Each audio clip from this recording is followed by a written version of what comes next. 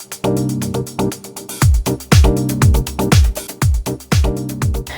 und herzlich willkommen im Deutschen Museum. Mein Name ist Pauline Liebenbusch. Ich bin Juniorenmitglied des Freundes- und Förderkreises des Deutschen Museums. Und heute stehen wir gemeinsam vor einem Exponat, das wirklich eine große Geschichte hinter sich hat und auch aus unserem heutigen Alltag nicht mehr wegzudenken ist. Und zwar geht es heute um das allererste Telefon. Und da ich ja leider nicht mehr zu der Generation gehöre, die die Entwicklung und auch die Entstehung des Telefons aktiv miterleben konnte, unterhalte ich mich heute mit Luise Allendorf-Höfer. Sie ist auf dem Gebiet eine wahre Expertin und Kuratorin für Nachrichtentechnik und Elektronik. Und heute wird sie uns ein paar Einblicke in die Geschichte des Telefons geben. Ja, ich hoffe, dass ich dir ein bisschen was erklären kann zu dem Meisterwerk, dir und auch unseren Zusehern. Denn es handelt sich um das allererste Telefon, das existierte, und dazu begeben wir uns einfach mal 160 Jahre zurück in das hessische Friedberg und begeben uns in die Situation von Philipp Reis, der Physiklehrer an einem Gymnasium war, und er war dafür bekannt, dass er wunderbare Experimente aufgebaut hat, und als das Ohr auf dem Lehrplan stand, kam ihm die zündende Idee, den Hörvorgang jetzt technisch abzubilden. Das heißt, er schnitzte ein Holzohr, baute das Trommelfell mit einer Membran nach und simulierte den Hammer im Gehörgang mit einer metallenen Kontaktfeder. Da hat er Drähte dran gebaut und noch eine Spule gewickelt, in die er eine Stricknadel gesteckt hat, und hat durch das Bewegen der Membran, den Hörvorgang, hat er das Bewegen der Stricknadel hervorrufen können, und diese Schwingung war hörbar.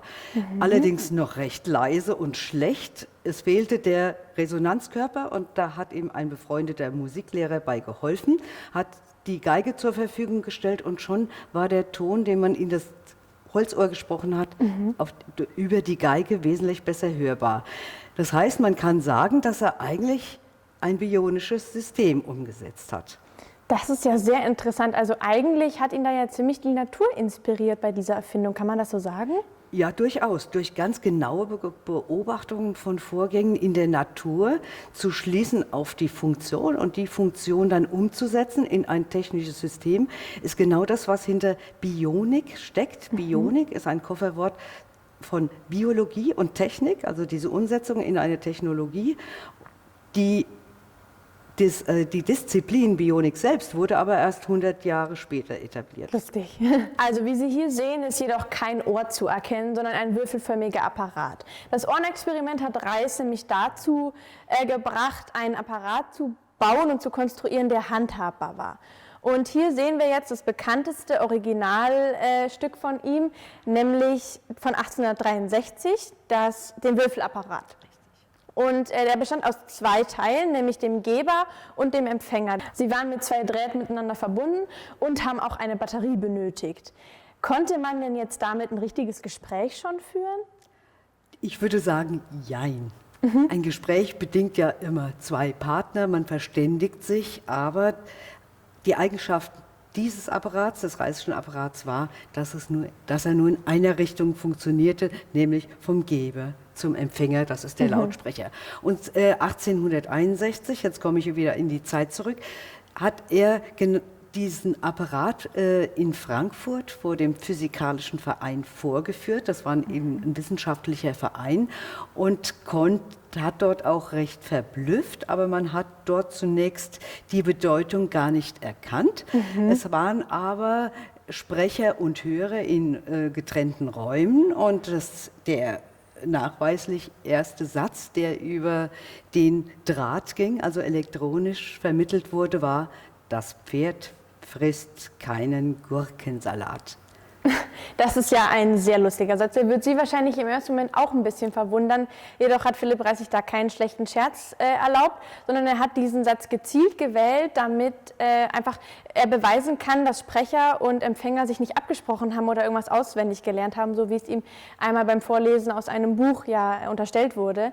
Und somit hat dieser Satz eigentlich die Kommunikation übers Telefon eingeleitet. Die Idee oder die Überlegung, Sprache oder Schwingung über elektrischen Strom in die Ferne zu übertragen, die existierte schon vorher. Philipp Reis war aber in der Lage, und ist es ihm ist es als erstem in der Menschheit gelungen, das technisch umzusetzen. Das ist also das Verdienst von Philipp Reis. Seine Anordnung, auch vor dem Physikalischen Verein in Frankfurt, die war natürlich noch nicht optimal, was die Sprachverständlichkeit betrifft. Und man hat festgestellt, dass Musik wesentlich besser verständlich war. Das liegt an der Kontinuität des Schallereignisses. Musik geht nun durch. Und damals hat man einen bekannten Gassenhauer gespielt. Das war Musi denn zum Städtele hinaus. Das hat man einerseits auf dem Horn oder auf dem Kamm geblasen und hat so die wissenschaftliche Gesellschaft doch überzeugt. Also eine bahnbrechende Erfindung wie diese veränderte die Welt damals ja maßgeblich und war bestimmt auch eine große Sensation. Jedoch frage ich mich, gilt nicht landläufig eigentlich Alexander Graham Bell als der Erfinder des Telefons? Es stimmt, genau so ist es. Denn ihm wurde das Patent zuerkannt für das erste Telefon. Es ist allerdings so, dass Philipp Reis damals nach seinen Vorführungen den Apparat zunächst verbesserte und ihn auch dann ähnlich dieser Würfelform in mehrfacher Anzahl produzieren ließ und weltweit samt Bedienungsanleitung in die ganze Welt verschickte. Angeblich hat Bell auch Kenntnis von diesem Apparat gehabt, so sagt es wenigstens die Literatur, und hat erst Jahre später weiterentwickelt, das Reissche Prinzip, und hat dieses dann auch zum Patent angemeldet. Bei Philipp Reis war es so, dass er sich die Patentanmeldung nicht geleistet hat und er auch leider keinen kommerziellen Erfolg dadurch hatte. Sehr schade ja auch, dass er seinen Apparat nicht mehr weiterentwickeln konnte. Er starb ja 1874 mit 40 Jahren an Tuberkulose. Jedoch Bell hat daraufhin ja seinen Apparat weiterentwickelt und 15 Jahre nach der ersten öffentlichen Aufführung im Jahr 1876 dann eben zum Patent angemeldet in Amerika. Richtig.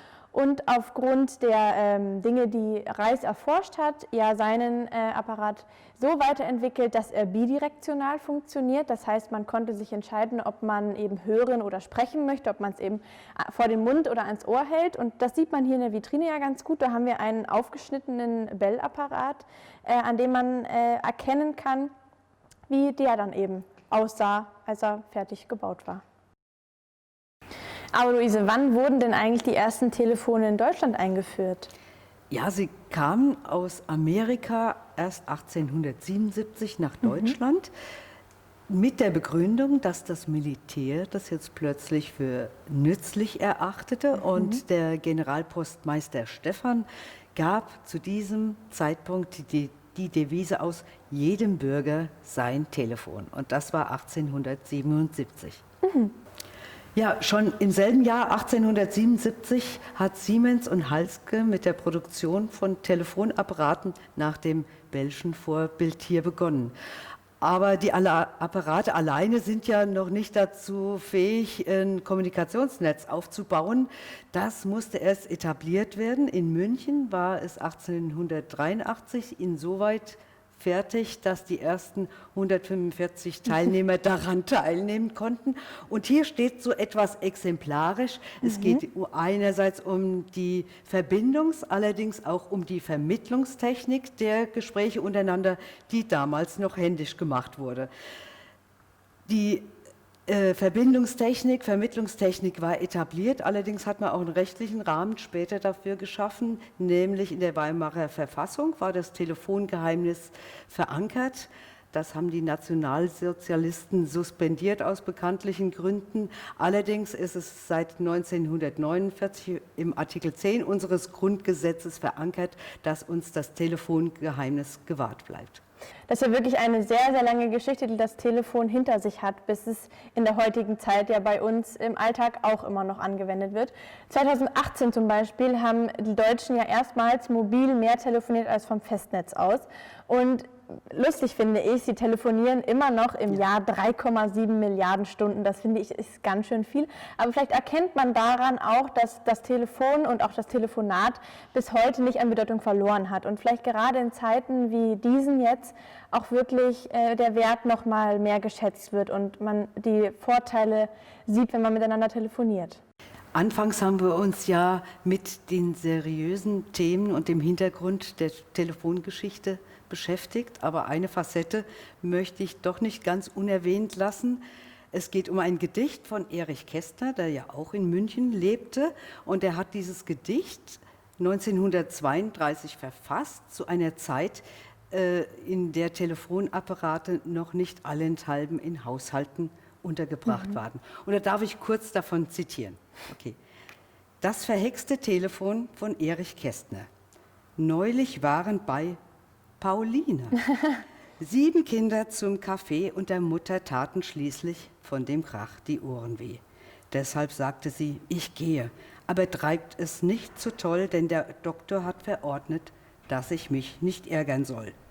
Doch kaum war sie aus dem Hause, schrie die rote Grete schon, kennt ihr meine neueste Mode?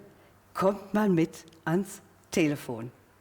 Ach, das ist ein total schönes Gedicht. Und liebe Luise, vielen, vielen Dank für diese sehr lehrreiche Exkursion und dieses tolle Gedicht. Auch das ist immer so schön, wenn man auch um ein Exponat so eine Geschichte hat. Das finde ich immer ganz toll. Und ja, wir hoffen, euch hat dieser kleine Einblick in die Telefongeschichte genauso gut gefallen wie mir. Und wir hoffen natürlich, dass wir Sie ganz bald wieder hier im Museum willkommen heißen können und sonst natürlich auch gerne hier auf unserem YouTube-Kanal. Und bis dahin machen Sie es gut und vor allem bleiben Sie neugierig.